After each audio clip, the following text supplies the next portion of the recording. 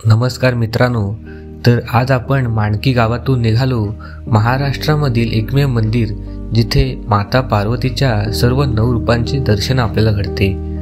तर हे मंदिर कोकणातील टेरव या निसर्गरम्य गावात आहे। चिपळूणपासून टेरव या गावी येण्यासाठी सुमारे 11 किलोमीटर अंतरावर डोंगरामधील घाट रस्त्याचा आनंद घेत आपण श्री भवानी आई वाघजाई मंदिरात पोहोचतो। श्री भवानी आई वाघजाईचे मंदिर 350 वर्षापूर्वी पूर्वजांनी बांधले होते। या मंदिराची लांबी 123 फूट असून दक्षिण बाजूस 76 फूट आणि उत्तर बाजूस 36 फूट रुंदी आहे।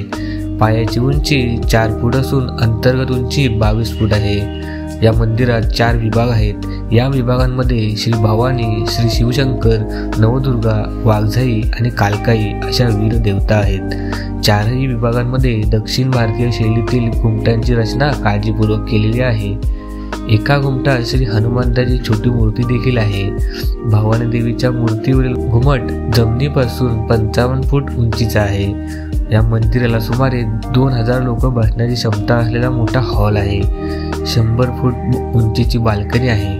मंदिराला 40 फुटाचे 2 मोठे दरवाजे आहेत, तसेच त्याच्या भोवती विविध सुंदर मूर्ती आहेत। भवानी देवीची मुख्य मूर्ती 9 फूट उंचीची असून काळ्या पाषाणाची आहे।